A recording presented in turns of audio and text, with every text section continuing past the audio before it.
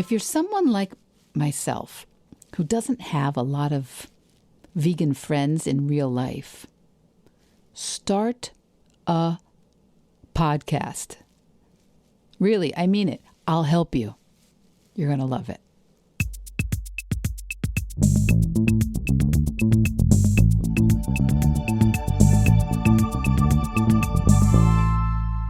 You're listening to Vedge Your Best. I'm Michelle Olander, and this week, for episode 114, I get to share with you my newest vegan friend, Lucia Grillo. You know, I think that the holidays are truly the best time to go vegan. So this season, I'll be offering you a variety of faces, of voices, and perspectives because there is no one way to go vegan.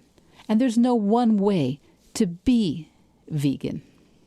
So my conversation this week is with the talented and charismatic actress, writer, producer, and the power behind Lucia's vegan lifestyle. That's Lucia Grillo. Lucia's vegan lifestyle is, as I am informed, the only 100% vegan lifestyle show that actually airs on TV.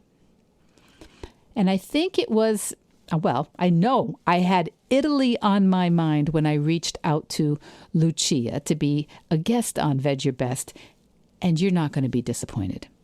We talk about her Italian heritage, her vegan origin story, the way her family reacted, and the way being vegan has informed her professional life. Along the way, we talk punk rock, breast cancer, and creating a vibrant online presence. I think you're really going to enjoy this. Lucia Grillo has a variety of projects, and the links will all be in the show notes. So right now, you can just listen and enjoy. And I think you'll want Lucia Grillo to be your new vegan friend too. Okay, I'll catch you on the other side of the interview. Lucia Grillo, welcome to Vedge Your Best. Thank you for having me, Michelle. It's a pleasure. It's a pleasure. You know, I am an Italophile, and I was recently in Italy, and I can't remember exactly where I first ran into your work, but the minute I heard about you, saw you, I was like, I would really like to have you on the podcast. Thank you so much. I'm really honored. And I was actually so jealous seeing all your posts of Rome, where I've lived. And it was so nice to revisit places through you and discover new ones. Well, you need to get right back because they are even more vegan friendly than I remember a few years ago. So, so if people are out there wondering, does it make a difference when you walk in a place and say, do you have vegan options? It makes a difference. Even just asking, it makes a difference. Absolutely. So Lucia, you were born in Italy. Why don't you tell us a little bit about how you weren't born in Italy? Everyone thinks that I was born in New York. I am a New Yorker, born and raised, but I've lived in Italy, and my parents are from Italy. They're from Calabria, and I've lived in Italy, and I've been going to Italy since I was a little kid. So, yeah. So I start the interview off all wrong. Okay, so tell us how a nice Italian girl became vegan. It actually has to do with my parents and my upbringing. So my parents were these young Italian immigrants from rural southern Italy. They were farmers as children before coming to the US. And they really maintained the traditions, which included slaughtering their own animals, which also included growing their own vegetables.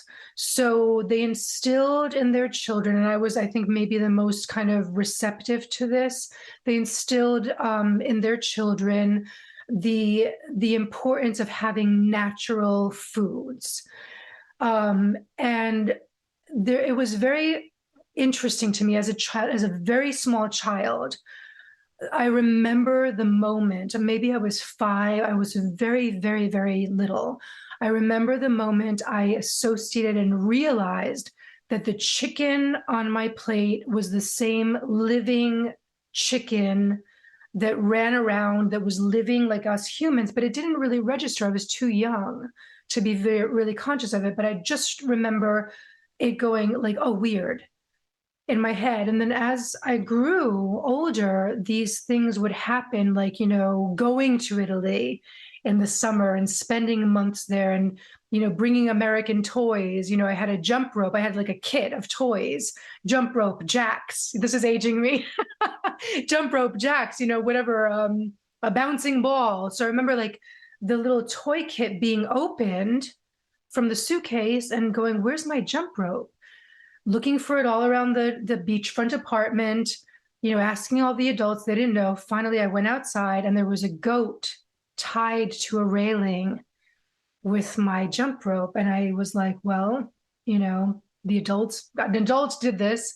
So the goat became my friend until one day, I went outside to play with it or just pet it and be near it, right? This affectionate living being. And it was gone. Jump rope, I'm going to cry. The jump rope was there on the ground, but my friend was gone. And it happened to be, I don't know if people know, there's a saint's day for every town in Italy. So it was the patron saint of my parents' town, the feast day. And I asked all the adults, where's the goat? Where's the goat? Where's the goat? Nobody would answer me. And finally, at lunchtime, a huge platter was brought to the table. Yeah, you still feel it. Yeah, it's visceral for me. This is why I haven't watched any of the documentaries, the big documentaries that have made people go vegan. I can't do it because still, I went vegetarian when I was 12 and I've been vegan since 96. So still, you look, if I see a human suffering, I get like this. I do not like suffering. I do not tolerate injustice. It's very visceral for me. Mm. Yeah. And so, and you know what? I think so many of us learn to tamp down those feelings. You just didn't tamp them down. A lot of us I'm just Italian. check out. We emote. Right? Italians are passionate and feeling, and so Yeah. Well, it's funny. I think it's this last week's podcast. I talked about. I think I talk about vegan as a foreign language for us. It's tiring and it's a lot and it's new when we're vegan. It's tiring and it's a lot and it's new when we're trying to live or work in another language. So right. It's the same thing. It doesn't mean it's wrong if it's exhausting. It's just part of the process. And I was thinking about how if I go to a store or a restaurant in the United States, I have almost zero problem ever advocating for myself as a vegan. Sometimes in Italy, places like Italy, where I go to a place where they have pride in the animals that they are growing and caring for and then slaughtering, or the products that they make from those animals, and those, or fishing. And these are multi-generational, important parts of their culture. Yeah. I sometimes have more difficulty advocating for myself as a vegan, and I find that it's interesting, but it's out of respect for people and a culture. It's not. So it's something I struggle with a little bit sometimes, and there is a time and a place for everything, So, what was it like for your family to find that you maybe were turning away from some of these things that were multi-generational areas of pride in your culture? Do you mind if I address the advocating for a second? Please go ahead. Okay. This is kind of a little bit also related to how my family reacted, responded as well. I know a lot of people do struggle with that, Michelle, as well. And I'm the rebel, but it's also like, we're not advocating for ourselves. We're advocating for other living beings and for our fellow humans as well, because in caring for the animals, we're also caring for the planet and, by extension, other humans, right? Because there's so much involved in veganism, and not just our compassion towards our fellow sentient beings, right? That's the first bottom line. But there's so much involved in the raising of animals, especially on this mass scale, and its effect, its negative impact, its destructive impact on our environment. So we're actually caring for other human beings. So just wanted to mention that. No, I think that's an important distinction. I'm glad you said that. And then also cultures, there is no culture that's set in stone, right? Culture, cuisine is constantly evolving. So when people are kind of sticklers for, but that's not traditional, I'm like, well, if your ancestors hadn't changed this thing, then you would be doing that and not what you're doing right now. So culture is constantly evolving. And veganism is not old. Da Vinci was, I guess, a vegetarian, right? Pythagoras, we have all these ancient thinkers from centuries ago, from before the Christian era, that were already pondering these and living what we're living now. So it's not something new. It's not something just disrespectful. It's actually highly respectful to all of us. So I think that's a beautiful response. I'm very glad you shared that, because I think I grew up with this concept. My dad's from Poland, and we spent a lot of time in Europe. And I know that there was this concept of, as a small child, I heard about the ugly American, the idea of the American who goes to Europe and wants ice and wants wants what they have at home, wants ketchup, And so I think I grew up with a little bit of like, ooh, I have to really be respectful and thoughtful. And and this is what I would say to myself about how culture changes. But I'm very, very glad to hear it from your lips, from your perspective. I think also, I've always, as even from a very young age, I've considered myself not an American. I think maybe because of my parents, being immigrants, they consider themselves American, right? They've been here longer than they lived in Italy, in their native land. But, also I've been very political since I was a kid. So the concept of, let's say, internationalism and thinking of humanity rather than, countries and nationalities, that also comes into play for me. So, when I think on that scale of not only what I want as an individual, but what is good for all of us, right? What kind of world do we want, right? I don't want a world with poverty. I don't want a world with oppression. I want a world in which we're all happy and thriving, not only struggling to survive, and that extends to all species.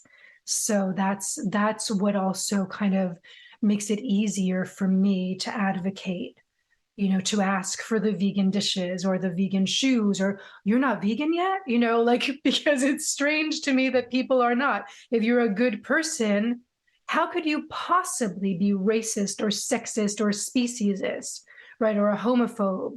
If you're a good person, you do not want any being on this planet to suffer in any way. So that's what makes it easier for me. So, yeah. I think that's wonderful. And I'd love to hear now, how did your family react? Well, if you care to share. Yeah, oh, absolutely. Thanks for asking. Yes. And I love my story because I had an easy story. I know a lot of vegans out there, have a lot that they're up against, right? But I think me being, because it seems so natural to me, so my parents, I have to ask them, because I always tell this story and I don't want to violate their privacy, but my parents had very little formal education. They are probably the most incredible people I've ever met in my life, because they're highly intelligent. They are they are talented at so many things, and anything they set themselves to, they master. They're just incredible. So they had very little formal education in rural southern Italy, right? So when I came home from school one day at age 12 and I told them, I'm not going to eat animals anymore. They were like, what does that mean? But then when I was very adamant about it and told them, I was insistent that I would never eat another animal again, they got scared because I remember my mother saying, where are you going to get blood from? You need blood. Where are you going to get blood? And I said, well, Mom, I told her about how red blood cells reproduce. She didn't know. I think she thought that, you get blood directly from consuming animals. I don't know what she thought. I actually should ask her. So they tried, because they were concerned, they and extended family. One, they would be like, oh, we took the meat out of the sauce. And I was like, no, I cannot have it. Even if you took it out, I don't want it. It still has, animal flesh and blood and oils in it. I don't want it. So it took them a while, especially my grandparents. My grandparents were also rural Southern Italian immigrants. And if my parents, who were much younger, didn't know, then my grandparents couldn't possibly know. And cousins, would try to sneak in meat or lie to me because they didn't understand it. But, when I was insistent that I could not and I would not consume it, they got serious. So I was very lucky because, I would then show up at the family parties and my cousin would have made tofu manicotti, like unheard of, right? Using the tofu instead of ricotta. Amazing. My father's a chef. My older sister is a chef.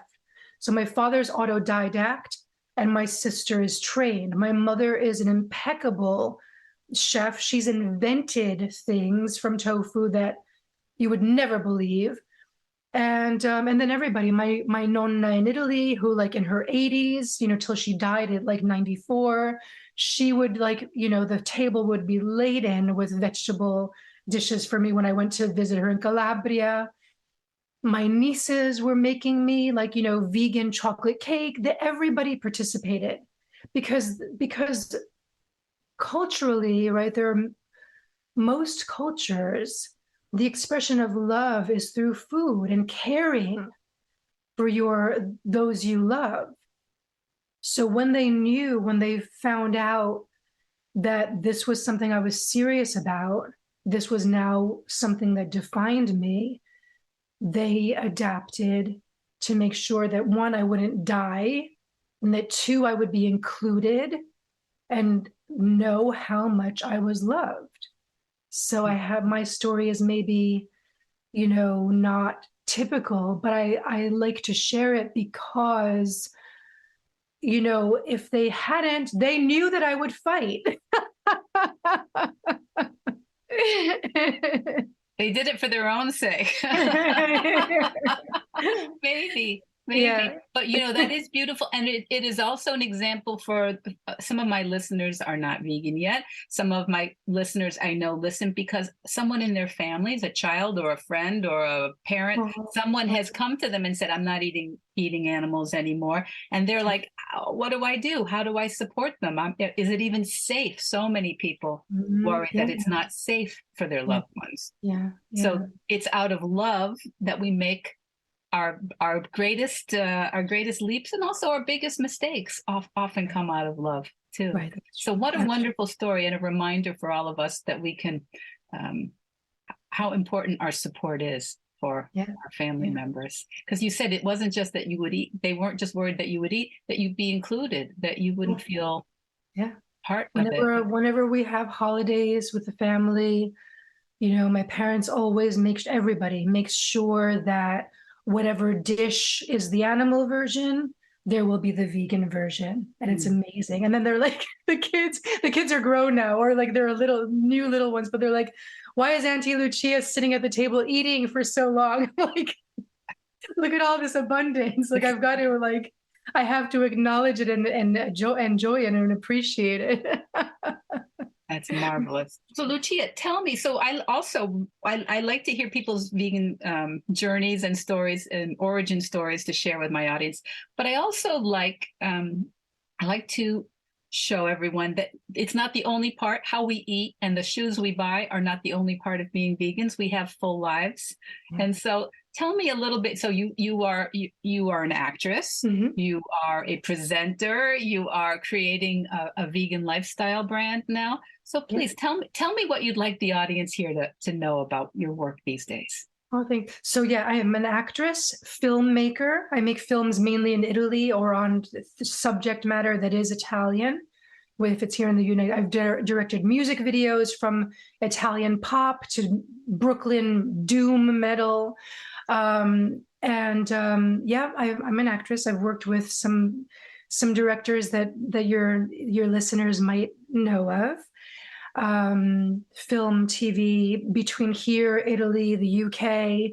So I enjoy doing that as well. Voiceover, I do voiceover. I've narrated books, and just do. There's an Italian book as well. It's Italian short stories for beginners, it's delightful short stories that I narrated to help people learn or advance their knowledge of Italian language. And now, I am now actually developing 2 projects with my film company banner. It's called Calabrisella Films. Calabrisella means the little girl from Calabria, which is where my parents were born. I have a feature film, an original feature film that I'm developing. I wrote the script. I researched the story while I was living in Italy, and I wrote the script myself. And I own the rights to a book called Umbertina, which was written by an author, a woman who is also Calabrian American, a Calabrian New Yorker. Helen is now, I think, 95. And I'm developing the book for TV as a TV series. So I'm really excited about that. And getting back on the vegan track, I produce and host the only vegan lifestyle show that broadcasts on television. And by extension of that, I have an Amazon Live show where I help my followers or viewers find items on Amazon that are vegan. So running from everything from home goods to appliances to help them live an easier vegan life, or amp it up, level it up, to makeup, to foods. So I work with brands and then I find brands to help people navigate vegan living in all aspects on Amazon. So this is reminding me of how I think sometimes people think vegan is just what you eat. And it starts to inform every aspect of our lives if we want it to. And I think we are enriched by it when we start allowing it to inform other parts of our lives. And one of the things that I heard you talking about I watched it on YouTube, but I didn't actually even know Amazon has a live channel. Yeah, a lot of people don't know. And so when I'm like, Lucia's Vegan Lifestyles on Amazon Live, they're like, huh? And I'm like, well, okay, do you know QVC? This is the Amazon version. I'm one of a few hundred, let's say, pioneers who have been invited to be on Amazon. And I'm the sole vegan, let's say, quote unquote, influencer that has a show on Amazon. That's marvelous. I mean, that is such a great thing to know about. And what a fun first. Yeah, thanks. What a fun first. So one of the things I heard you talking about, and yes, it did remind me of kind of a QVC situation where you're helping people find what they're looking for, and you're giving also your opinion about these things. You spoke about the people who have had breast cancer, have had operations, have had different kinds of treatments. Yes. And some of the supplies and the things and the clothing that made that more comfortable. Yes. And I thought that was really, and not only more comfortable, but also vegan. So that kind of intersection is so necessary for us. Thanks. Yeah. So I think a little bit of background helps. I was producing another TV show. It was about Italian culture. Mm. And the show had been on for a couple of decades and they had never had food, Michelle, never. So I was like, then I came in as associate producer and correspondent, and they were giving me more, let's say more leeway to produce segments myself. And I said, well, can we do food? I can't believe this is a cultural TV show. It is the only show of its kind in the world. And you've never had food. And the then producer said, well, we want to avoid cliches. And I was like, yeah, but it's food and it's Italian food. Like, you can avoid the topic to avoid a cliche, but I don't think it's cliche. I think it's actually integral, and people would love it. Mm. So the executive producer gave me the green light to do food segments, but I told him, look, I cannot ethically have food on, produce segments or, promote them that are using animal flesh. Can we do these segments vegan? And he said, yeah, sure, go for it. So the first segment was it was at, I think the NYC Vedge Fest. And there was a young chef who was demonstrating how to make vegan mozzarella. That segment garnered not only the show, but the network itself, some of its biggest views ever. So then I extended it. I had guests on that were, making vegan leather accessories, and, I extended it. So when I left that show, people urged me to do a vegan show. And I said, no, I don't know. I wouldn't know what to tell people because I've been vegan so long. It's my normal. I don't know where to tell people to start. So I just created an Instagram as kind of a placeholder, right? This was pre-television show. I had this Instagram as a placeholder, and I met up with a friend, one of the friends who was urging me to do this. I met up with him, and I had just bought new vegan sneakers that day. So he took my phone. He's an actor and film producer as well. So he took my cell phone, turned on the camera, and he said, Lucia, you just got new vegan sneakers today. Action, tell us about your new vegan shoes. So that was my first post on this Instagram platform, on this Instagram account. And then what I did was I started doing segments, let's say show segments on the Instagram. And finally, when I had enough segments, I was invited to a program that certified producers for a network here in New York City. So I got certified, and I compiled these short segments from my Instagram and created a pilot episode. And I pitched it to the network. They accepted it, and they have been absolutely wonderful. They've included some of my episodes in special blocks. One was for Culinary Arts Month. They included one of my segments on vegan food with 2 or 3 other segments for this special block.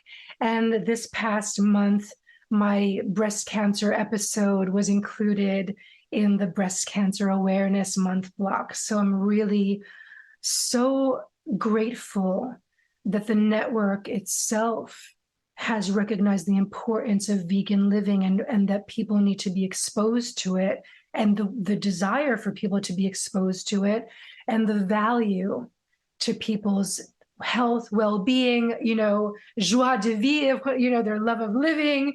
So it's been really great to have this kind of, acknowledgement that people are wanting to find out how to live vegan. So Lucia, so many of us need someone who's gone.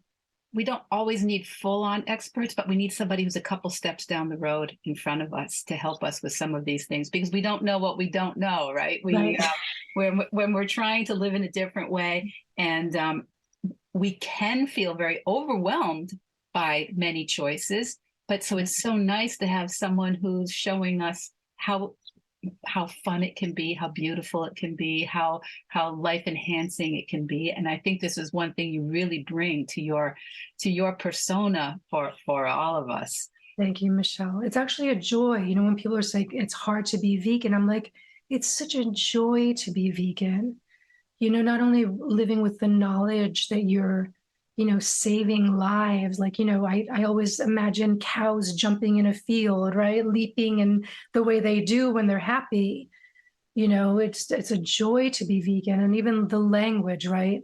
We're not missing out on anything. I'm like, no, we're not missing out. Or like alternatives. There's nothing alternative to me. This is the way it is. I'm not eating an alternative to animal meat. I'm eating plant meat, right? Tofu has been around for centuries. It's not an alternative to meat. It's its own thing. So, I even try to shift language, and I think even like some newer vegans don't understand. They're like, recently someone on Twitter posted, what's your favorite vegan alternative to steak? And I said, vegans don't eat alternatives. And she got mad at me. I'm like, there's vegan in my name. I'm not, a necrovore, a carnivore coming to troll you. I want our language to reflect. We're not eating fake food. We're not wearing fake makeup. We're not, donning fake shoes. It's all real. It's all 100% real. Yeah, that's a very good distinction. And I think, and it's a good example of how when we are new, we have so many things to learn, because in our heads, when we're new, we are looking for the alternative. We're looking for, because that's what we're thinking. We're replacing and we're changing. And and so it is so great for someone to help us with that mindset. It was like, no, there's no fake meat here. There's what I'm eating. There's food here. I know Colleen Goudreau, I think, says she hates anything being called vegan food. She's like, no, there's food and it doesn't contain animals, but there's food. It's not vegan food. So she wants to, and it's as in Melanie Joy talks about how we have to, we've been sold this idea that animals are natural, necessary, and normal. And it's someone like yourself is showing us how, no, it's really natural, normal, and necessary to be vegan, to live this way. We're not giving up anything. Yeah. And as you said earlier, you started this conversation with language, right? The navigating language, navigating veganism, navigating language. I always say, just because someone doesn't speak your language does not mean that their life is not as valuable as yours, right? That extends to human beings, and it extends to our fellow sentient beings. I love that.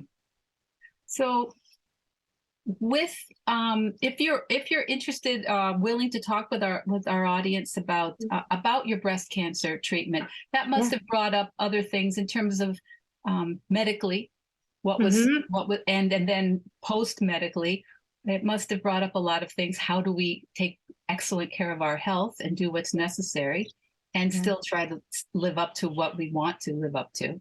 Yeah.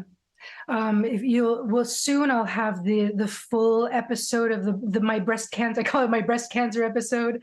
That will soon be up on the YouTube. Part 2. We aired part 1 last week, and then part 2 will be airing on MNN next week. We'll have all the links for that, Lucia, in the show notes so people can find those. Great, thanks. So the full episode will be on the YouTube channel, and I was kind of, I mentioned in that I've always been considered a healthy vegan, right? Or a healthy person. One to let's say the non-vegan, right? Even one day I was like, I went to I don't eat gluten, but one day I passed a bagel shop, and I was like, I really just want to indulge right now in a New York bagel with some tofutti, so some tofu cream cheese. So I went in and I placed my order. And so I ordered that and a soy milk cappuccino. So there was an older gentleman in line in front of me. So and when I was telling the cashier what my order was, he turned to me and he said, "Well, that's quite healthy." And I said, "Really, sir? This to me is like, this is so unhealthy to me." And I'm thinking, right, what do people normally eat? Bacon, eggs, oh, right, all that hideous animal flesh and cholesterol laden. So I've always been considered a healthy vegan. And when I got this diagnosis, I was thinking, wow, what did I do? Not blaming myself, but I'm very science minded. So I wanted to get to the root of this, because I'm the last person you would have expected to have any illness, let alone let alone cancer, right? So I said, okay, what did I do? What could I have done to do this? So, I couldn't, what happened was, and I talked to a prominent breast surgeon on the episode of the show, the breast cancer episode of the show. And I keep forgetting because it's been a decade since I quit, but I started smoking cigarettes when I was 12. Mm. And I didn't quit until about 10 years ago. Finally, I had done jump starts. So the surgeon explained that this is one of the rare cases in which someone as healthy as me would have gotten cancer. So when I got it, I was like, immediately, okay, I've got to adjust my diet. I've got to get ultra healthy, even more. I don't know how to do that because I'm already this healthy vegan, but I'm going to figure it out. And, I was saying to my care team, individuals in my care team during my treatment, I've got to lose weight. I had gained weight, I think partially because of the pandemic. I was still exercising, but it was, I was not moving as much as I used to. So I had gotten fat, not obese. My BMI was still healthy, but fat for me, and fat that I wasn't, it wasn't my body. It wasn't my body has always been, I've been athletic. I've been trained in dance since I was a kid. I've done Tai Chi. I'm Iyengar yoga level 3, so it was not my body. And I was saying to the care team, I've got to lose weight now. And they said, please don't. You really need to either maintain your weight or even gain a little bit more because the radiotherapy will have an impact on your body. And we do not want you losing weight right now. So I was like, as soon as this is done, the day that I'm done with this, I am going to go, not on a diet, but I'm going to reconfigure. So I started working with a fitness, he's an ethical vegan nutritionist, dietitian, and fitness coach. He's lovely. So about a month after I was done with radiotherapy, I started working with him. We've done, if you go to my Instagram or my social media, Lucia's Vegan Lifestyle, you can see we did 4 Instagram live, and live on all my platforms, so you can go and see our talks about it. And that was actually the first time I revealed publicly that I'd had breast cancer. I didn't want people to know while I was going through it, because I had so much to do, and I really didn't want I didn't want it to define me. I didn't want people to worry, and I didn't want the additional. I didn't want the burden of people asking how I am or being concerned about me. I just wanted to get through it. That way, once I was healthy again, I could use my platform to help people. So this was a conscious decision I made. I thought, should I let people in on the progress from day one? And I really just wanted to work and continue producing the show and my content for vegan brands. I really just wanted that to happen. And then now to reveal, now that I've lost 25 pounds and people are like, oh my God, what have you done? And I'm like, well, I had cancer. But, I wanted to also be prepared. I wanted to learn the things I needed to learn as a vegan to then be able to help people and say, okay, everyone, here's how I did it. You can go, you see on my TV show, you can see on my Instagram, on all my social media, and now you can see on Amazon Live and my Amazon storefront all the things that I used, things that I found, and things that I will continue to use to help you navigate it, so that as a vegan, or even a non-vegan, but especially as a vegan, you know that you're not alone. And, if you're looking for something, Lucia's Vegan Lifestyle has it for you. I have some clients who struggle with the idea of how public to be in their businesses or in their creative endeavors. And I think sometimes people who are in the public eye think that they have to be public with everything, and they don't. So I think this is a very good example of how you always get to choose how much you're willing to talk about, what you're willing to talk about.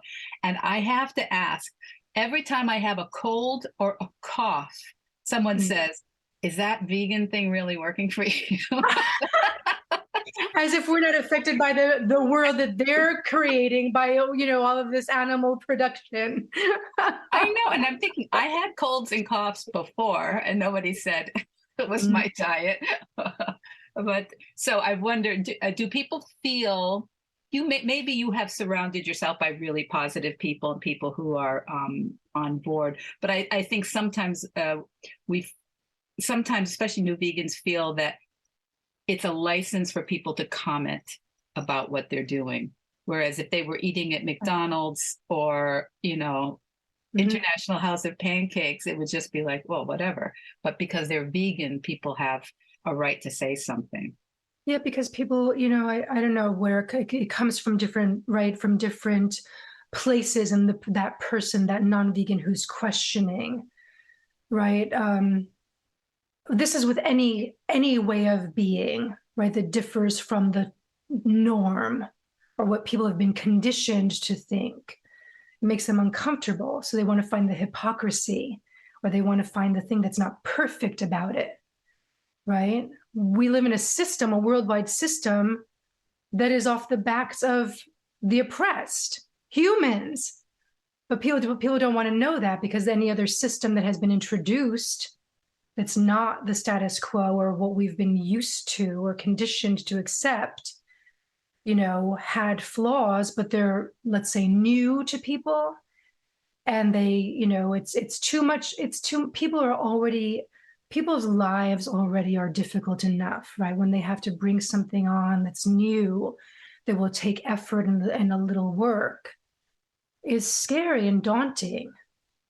So, I always joke that, when I was not a younger vegetarian, I also lucked it out in that, because I was a punk rocker, and the punk rock scene not only had other vegetarians, but vegans. We had straight edge.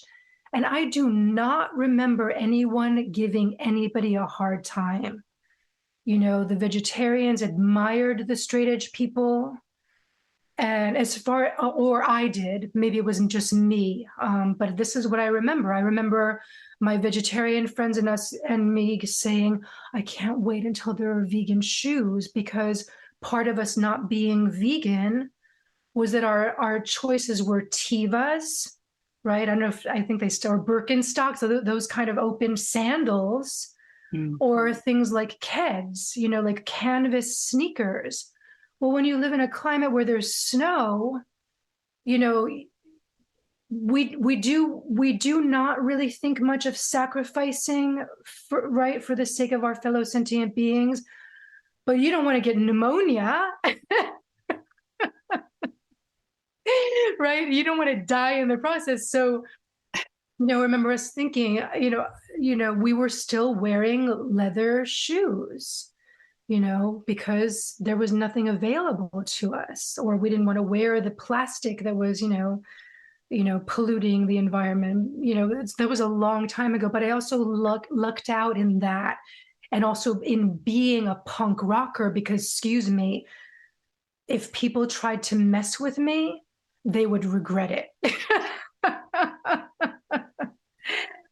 So, we were also try advocating back then, which was a long time ago, and I run into punk rockers now who are in famous bands and whatever, that either, were vegan or vegetarian from back then, or that recently went.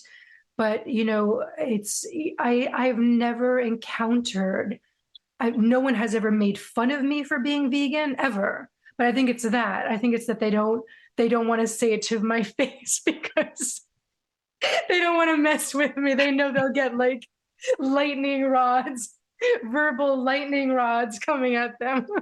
That's marvelous. Maybe that's a skill a lot of us should grow. Well, I think that comes part of what you were saying before, having respect and consideration, and there's a time and a place. If we're vegan, it's not about us, right?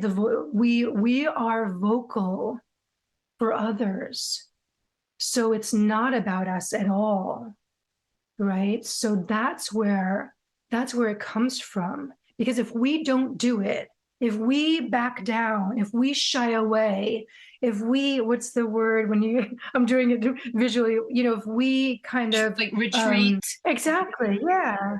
Or curl up in a ball. If we do that, then lives are at stake. Stake with the synonym there. That was not a pun intended. But lives are at stake. So if we remain silent, who will speak out for those beings that are being tortured right now? They're being slaughtered, who are, crying out for their lives and the lives of their loved ones, right? Cows' children are torn from them. So this is where the joy and the strength comes from for me. The joy of knowing, one, that that I'm living a fully enjoyable life. Fully. I'm not sacrificing anything. Even back in the day when it was only tofu and, which I still love. Speaking of breast cancer, tofu and soy are like integral to preventing breast cancer. So, I'm loving living a full life as a vegan. I even have champagne, right? Hummus. We have hummus, we have champagne, we have rice and beans, we have luxury shoes. So I'm loving it. I'm having such a great time being vegan, just with everything that's available. And then if people can't afford it, that's still not a sacrifice, because the joy of it is knowing that we're saving lives. I think that's so helpful to keep reframing, because many people make a first step towards veganism with a plant-based diet or with a certain kind of category that they say, no, I'm not voting with my dollars for that particular thing. Right. And then as we see that it's possible, as we practice, we realize how much more is possible for ourselves. Yeah. And then it is kind of a fun, you could look at it as an obligation, but it's also fun to try to make it a little easier for the timid person coming behind you, who's a little bit nervous about asking, a little bit nervous about what reaction am I going to get when I say I don't want to be involved with that kind of a production. I don't want to be supporting, this international atrocity that's happening around us all the time. I don't want to be part of it. And even saying that, it's going to be hard. Some people, I had to hear people say it before I was able to say it. So I think it's always important that all of us each say it for the person coming behind. And also everybody has their own way, right? I just want people to just be true to themselves, right? You can be considerate and approach it in that considerate way. I know that there are people who are like the hardcore vegans give us a bad name. Nobody gives vegans a bad name. It's impossible, because any approach will help. Right. I spoke to someone recently who was like, I don't agree with vegans who are like, stand outside somewhere and are yelling, you're participating in murder, because you don't know if that, or me wearing my sustainable luxury shoes from Italy will help people go vegan. We don't know what it will be. We don't know if a timid person saying, please, do you have anything that's vegan on your menu? I'm so sorry to ask, but, I'm vegan. And, it takes courage. Well, I don't think it doesn't take courage for some of us. But it takes all of us, right? It takes all of us to do it our own way. There's no one way to go vegan. Yeah. And you never know what is going to strike someone, whether it's the advocate who's shouting or it's someone gentle who is kind of almost apologetic for imposing, their being vocal for someone else's life. We never know what will touch other people's hearts and minds. So, but we do know that it's necessary. We do all know that. Otherwise, we wouldn't be a vegan. That's right. That's right. So it is the holiday season, and I've been telling my followers, I've been saying there's really no better time to go vegan than always. There's no better time. But during the holidays, because there are parts of it that we may not have done before, it brings up what's going to be hard. So punting it to January is kind of a waste, I think, because if you're already eating animals, well, maybe this is the time to confront a couple of your areas. Like, is it the Thanksgiving? Could I just opt out of the animal products at Thanksgiving? Or what would I be losing? Just kind of keep having that conversation with yourself during this time when we are surrounded by so much food, so many presents, so many commercially available things, and also so many people. So do you have any ideas for my listeners about how to approach the holidays with your mindset as a vegan? Again, I really lucked out. I was thinking the other day, because I'm thinking of the holiday episodes of my TV show, and I want to show people one of my my favorite recipe during the holidays is my mother's stuffing, which is not used to stuff anything, but it's vegan, gluten-free, and it is delicious, Michelle. And I'm like, why don't I make this during the rest of the year? It's because Mama's stuffing is that special thing that I look forward to every year. But again, I lucked out. I remember my first Thanksgiving as a vegetarian, and my mother, I'm going to cry, she had found tofurkey. And I had no idea, because I was a kid. My mother did the grocery shopping, and she didn't leave it to me at all. So I was very lucky. And she surprised me with it. So I was very lucky. But you know what? I think the holidays are a time of giving and sharing, right? Not just what will be available, what are we going to receive. It is mainly a time of appreciating what we have, even for those who have nothing. Or my parents came from nothing. They would have one cookie a year. And when they had more, they would share it with people in the town. So this is where I come from, right? So the holidays are a time of giving. What better thing to give, even if it's something as simple as hummus, right, which costs a couple of dollars to make, or rice and beans, which is always delicious. You can add, some cilantro or some parsley or like an inexpensive herb, or even plain rice and beans to me is delicious. And we have the internet now, which we didn't have when I went vegetarian and vegan. We have TV shows. So if you think of it as a time of giving and sharing, make a dish and bring it to your holiday. If you're invited somewhere, bring it. And you'll at least know that if there's nothing else for you, you will eat that. But what inevitably happens is people want to always try the vegan dish. So be sure to reserve some for yourself or make two. because it will be gone before you even get a bite. So that, and then also, thinking of gifts, right? Like you said that Goudreau says that she doesn't like things being called vegan.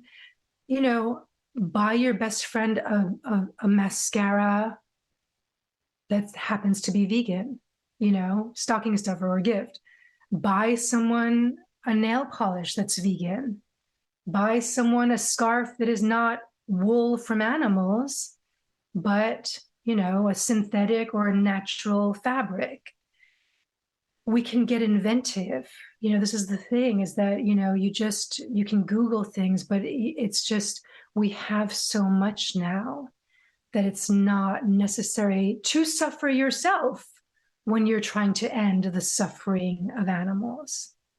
Yeah, I think it actually freshens so many holidays and so many interactions that we have when we add that thought about how am I voting for this world? How am I supporting different industries and different people in this world during these holidays, when I can actually vote for something that isn't hurting our fellow beings on this earth? Exactly. Yeah. Lucia, it's wonderful that I got a chance to have you and pick your brain a little bit. And my listeners, you're missing out a lot because Lucia is lovely. And so you only got to hear her, but she's visible on a couple of different platforms. And Lucia, I'm going to have all your links in the show notes, but what's the one you would like everybody to have top of mind? How would you like everybody to find you or bookmark you right off the top? I think if you just Google Lucia's Vegan Lifestyle, everything comes up. Great. But probably the YouTube channel. So if you type in Lucia's without the apostrophe, well, I think you can do Lucia's Vegan Lifestyle. And if you subscribe to the YouTube channel, that's probably the best way, because that's where I put all the episodes and some short form content. And that also I always have the links to everything else there as well. Yeah, that's how I know to find you, is Lucia's Vegan Lifestyle on YouTube. And so that's why the Amazon Live just blew my mind. I had no idea. So all of it will be in our show notes. Lucia, thank you very much for making your time available. I'm going to make sure we keep pointing everybody at your work going forward. And I wish you very happy holidays with your family and in New York. Michelle, thank you so much. It's been an honor talking to you, and you are so lovely. You're going to have to do this as a TV show soon, too. You're inspiring me. Yeah, I love your background. I love the simplicity. I'm thinking I'll have everybody see it at some point. Or I think you're going to share some of your clips. So that's wonderful.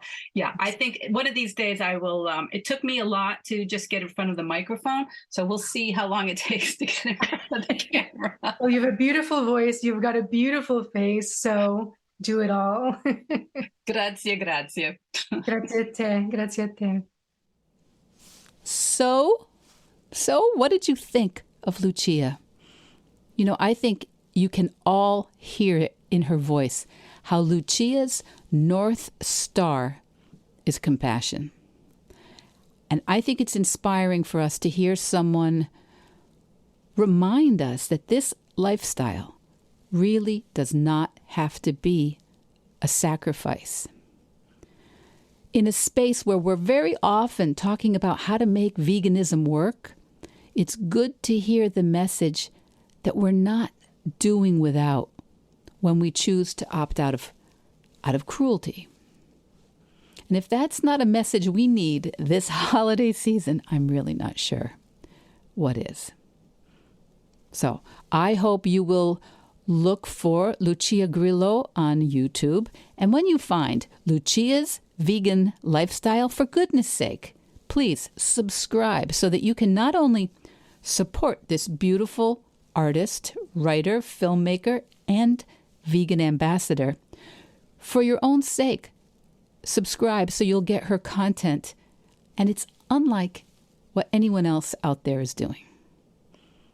So in the meantime, my Vedge besties, get out there and try on Lucia's big, open-hearted mindset of compassion without sacrifice.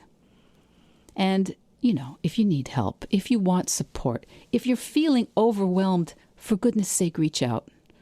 You've always got a vegan friend here at Vedge Your Best. Okay, kids, talk to you next week. And, oh, by the way, vote.